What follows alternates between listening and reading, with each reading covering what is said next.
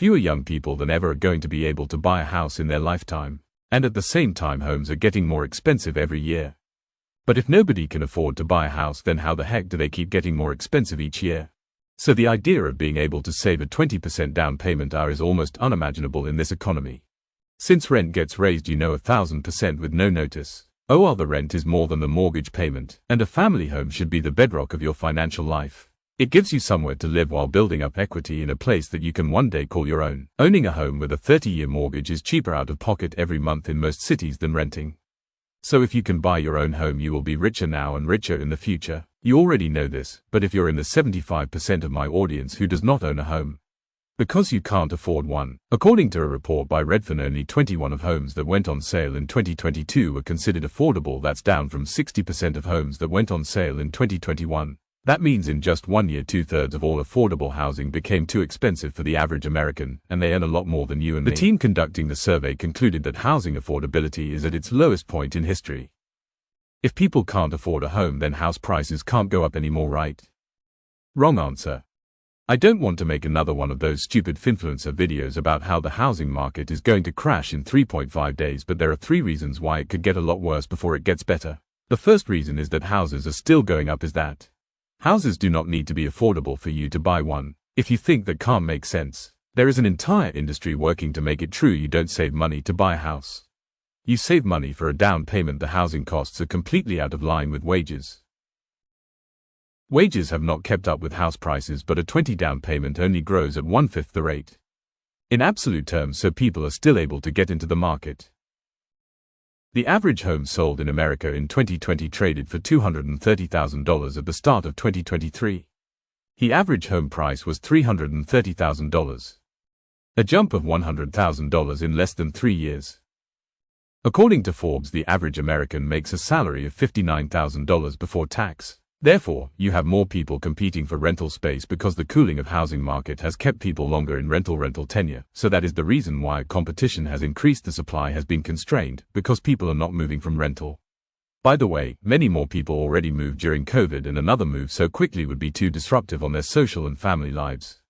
In addition to the significant interest expense of new home loans, the average homeowner spends 13.2 years in their home after a flurry of home buying activity.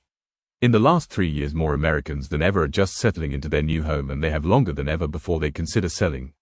New buyers are also choosing to wait out the purchases until interest rates drop. The average number of people living in a household also increased recently.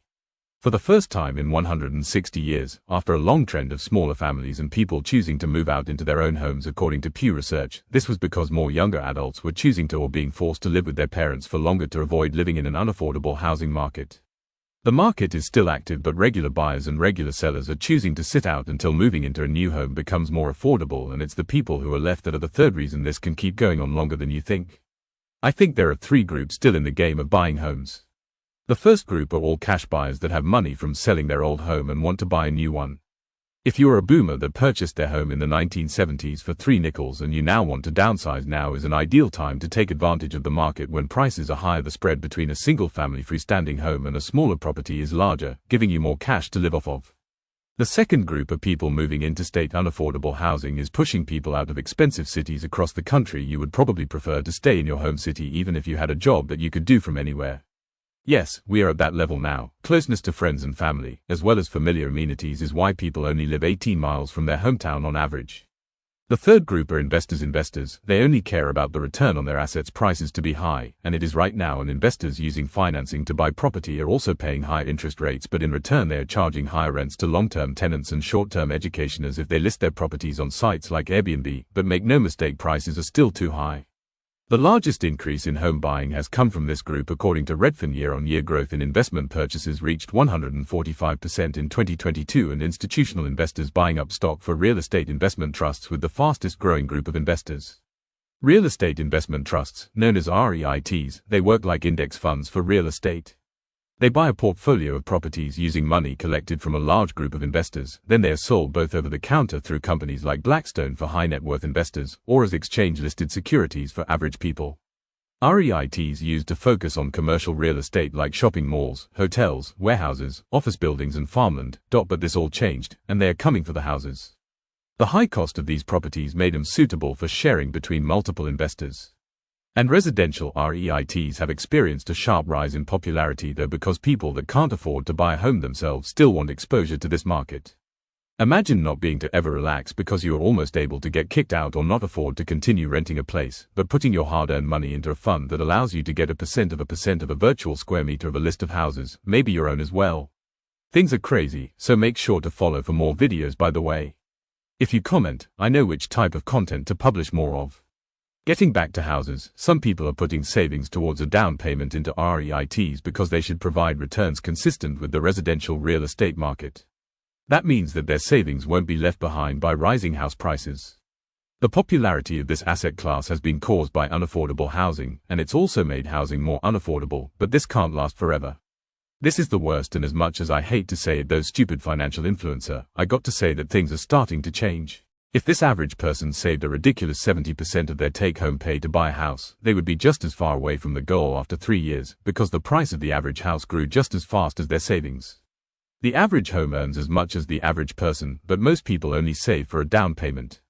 So 70% becomes 14%, or 7% if it's a dual-income household, or the other partner also earns the average salary.